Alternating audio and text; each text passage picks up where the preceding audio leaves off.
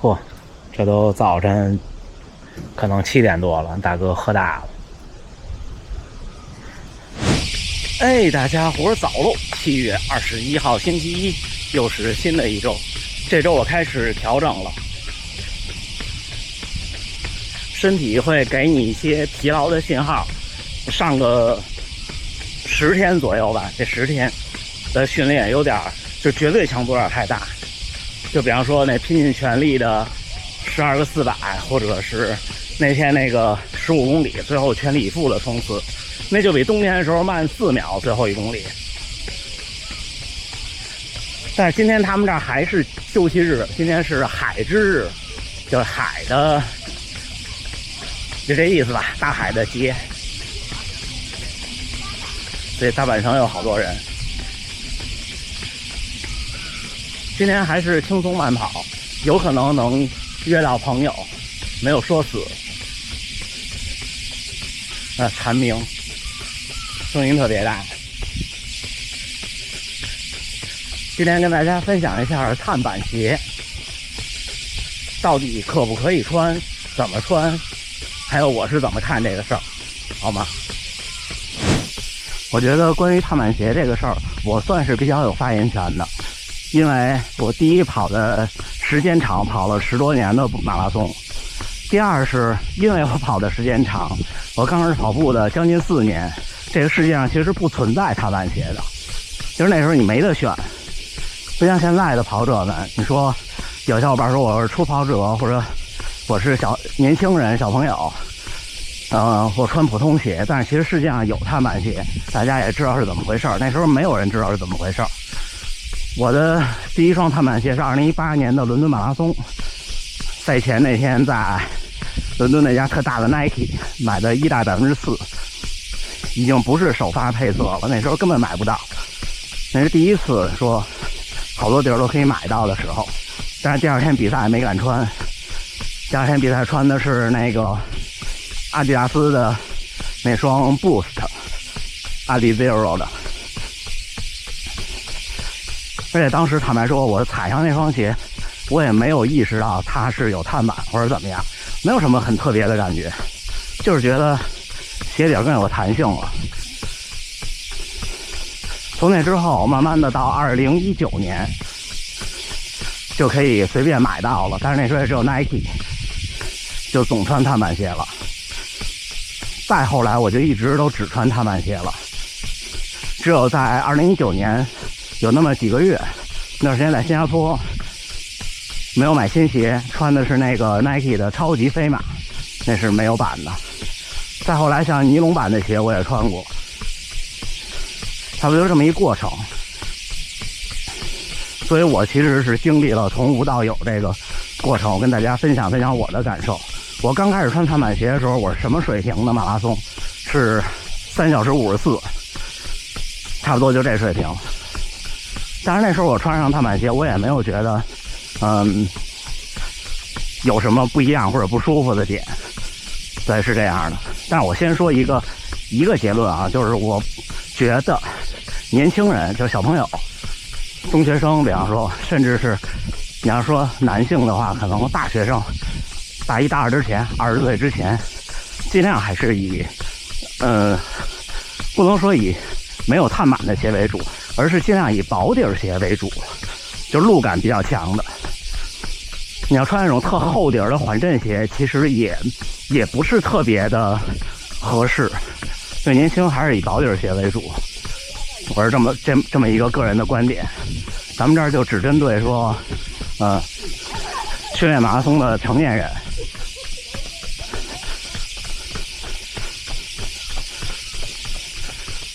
我觉得在这个基础上，穿不穿碳板鞋，完全取决于您喜不喜欢。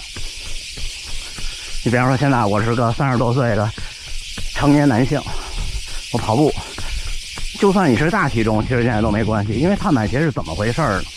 虽然有人会说它这个碳板会对你的小腿呀、跟腱呀什么的造成更多的压力，但是我是这么认为的，就是并不是因为它有一块板对你造成有多大的压力，而是因为你可能穿上这种坡塌的鞋，你会不由自主的跑的会比较快，就是它会改变你发力的方式，这是我的观点。就像我刚穿上那个第一代的 Vaporfly Next 穿上的时候，我觉得哎呦走不了路，走路就往前呛，往前踉跄。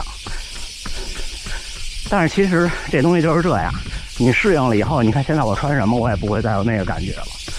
它都是一个适应，也不是因为鞋底儿硬或者不能弯折就会对你造成压力，也不是的。因为你要这么说，那种大皮靴也一样的，对不对？人都是一个适应能力很强的物种，所以碳板鞋我初步的结论就是喜欢穿就可以穿。这是我的观点，但是你说有坏处吗？有坏处，就是对于能力还不强或者刚开始跑步的小伙伴们，就是你穿上以后你的控制力会变差。这控制力是什么呢？就是就像我刚才说的似的，就是你会觉得有点刹不住车。这个跟配速没有关系。什么叫跟配速没有关系？因为经常小伙伴问我，哎，5分30的配速能穿碳板吗？5分能不能？4分半能不能？你们看我现在是多少？看看啊。我现在5分15，就很慢了，我还可以更慢。我现在脚上穿的是 ASICS 的 Metaspeed Edge， 对，也是碳板鞋，但是我都这么慢了。就我慢跑现在也是穿碳板鞋，因为我觉得它能给我提供更多的回弹，它给我带来的所谓的不稳定性，对我来说已经习惯和能够靠身体去平衡它。还有一点就是大体重跑者，就刚开始跑步，可能是为了减肥，体重比较大。你这种小伙伴呢，其实我反倒觉得，你选一双厚底儿的、有板的鞋，没准更舒服。对初跑者来说，就是那种瘦弱的身材，力量差，然后没有运动基础，一上来又比较的希望跑快。这种小伙伴如果上来穿顶级碳板鞋的话，会有更多的受伤风险，也只是说风险，不是说一定就会受伤。也许您平稳的度过了，你就觉得很开心。而且现在很多的碳板鞋的设计不那么激进，就包括我现在脚上这双 Metaspeed Edge， 就是你跟我说它没有碳板，我也信，就没有什么那种当年4%那感觉。我觉得4%设计的很激进。那双鞋很多人驾驭不了，但是后来 Nike 我觉得，一方面是我们适应了碳板，一方面是这些鞋的设计越来越希望受众更多，这是毋庸置疑的，品牌肯定是这么希望的。然后很多国内的品牌就不是顶碳系列的鞋，也是受众面非常广。所以面对现在的市场，我觉得你如果选择某一个品牌的次旗舰的碳板，大部分能跑下10公里的人就可以穿，能跑下10公里就说明你有一定的跑步基础了。那至于说穿上碳板鞋有没有什么需要注意的，其实也有。就刚开始穿的时候，先找找感觉。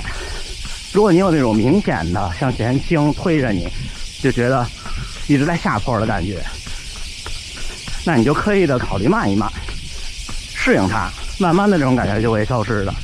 但是我个人觉得有这种感觉的那个时期是特别美妙的。我分析啊，我之所以那年的纽约马拉松能一下从前一年的345跑到302，有一部分就是来自于这种感觉。那感觉当时特别的强烈，因为那时候我很少穿，那一年我一般在新加坡训练都穿那个Nike 那个超级飞马，没有板的薄底软鞋。然后那天比赛穿上了1代的那双 Vaporfly Next 的，我觉得刹不住车，那场有点拼。我怎么现在称呼你比较合适？老人团长。小伙伴们看，我们在大阪城 Hello 遇到了团长，对，我第一次认识老哥就是叫团长，因为那时候有位朋友说介绍我们团长给你认识一下，就一直叫团长。对，一个小的小团体，来这玩累不累？团体叫什么？iTalk 强风，就在北京吗？对，就在北京。其实不大，就100来号人，但实际能跑的可能有10几20个。我看你们经常在故宫跑步。对，因为以前我住在那儿嘛，我住在景山那边，那好地方，就是平房嘛，然后所以一直在那边跑，然后但是那回没遇见你，因为他起得太早了，哎呀，这点是太佩服了。这没办法，早晨有事儿。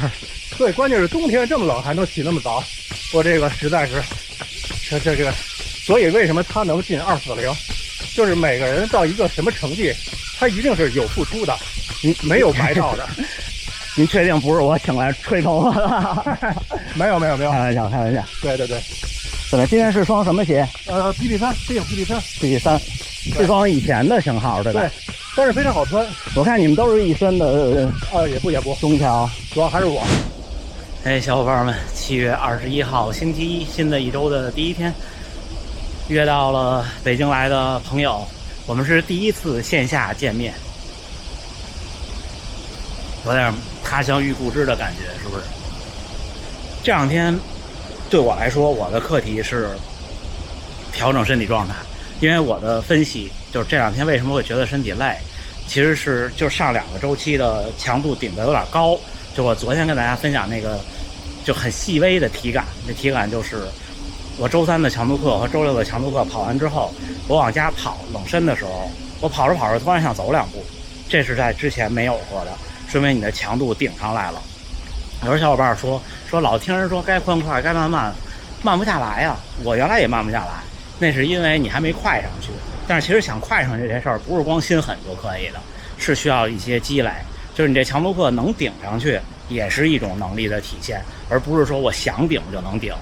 这个不知道我能不能说清楚这观点。就好像我刚开始跑间歇课跑1公里，那时候拼命也就是4分0几，那时候我觉得我顶上去了，我真的拼命了。但是其实那不叫顶上去，那可能是你当时的最好成绩，甚至比我现在跑的3分10对我来说还要顶。但是那不叫顶上，就是你的能力没触及到那。所以我有跟小伙伴们说不用那么过早的开始做极化或者是做间歇，这些也是这个意思。然后关于碳板鞋，就是我只有唯一的一个观点，就是年轻人小朋友20岁以下尽量还是穿普通的鞋，并且甚至我比较建议穿路感好一点的薄底鞋。成年人去跑步其实无所谓，您什么喜好什么条件就可以穿什么鞋。那无非就是说我可能觉得穿完这觉得小腿有点累，是这样的。不光是碳板鞋，那个时候还没有碳板鞋的年代，我们穿薄底鞋，穿阿迪达斯，穿 ASICS 其实不是薄底鞋，就是凯亚诺或者什么，是算是缓震鞋。我跟大家分享了很多次，有一年那时候我的半马已经可以跑进1小时38了。我就有一天早上起来的5公里，穿了一双虎走，就是纯薄底鞋，跑完后整个小腿都不行了，而且你跑的时候不觉得，就跟我第一次穿钉鞋参加场地5000米之后那感觉了，小腿剧痛，第2天疼了1周。我是周2早上起来通勤跑的，到周末的比赛都不太行。这就是真实的体验，就是怎么说呢，让你疲劳或者对你造成压力的不全是碳板，更多的是竞速鞋的那种设计。碳板不是洪水猛兽，就是任何新材料，就像你看我们原来穿什么鞋，穿草鞋，后来穿布鞋，后来人发现了橡胶，就开始有橡胶底儿的鞋。橡胶底儿的鞋那是人类巨大的发明，对不对？那再后来就是旅游鞋，各种的泡棉，到后来像那个 ASICS 那个凯亚诺那系列里边那个胶 ，Nike 的气垫，这不都是新材料吗？可是从来没有人说我们有了橡胶底儿的鞋，穿了胶鞋以后我就受伤了，我这就不行了。但是事实上是什么呢？事实上就是我们的脚从小被保护得太好了，尤其是城市人口的小朋友，你从出生到现在都是穿着鞋走路的。所以有时候你看纪录片，人东非肯尼亚的兄弟们那些从小光着脚跑，你就练不成人家那样，这没办法。什么鞋都是对脚是保护的，只要是保护的，它就会阻碍你的练那个狠的练。行吧，那这么着，不跟大家多说了。最后还是祝大家能努力生活，健康平安。咱们下回再见。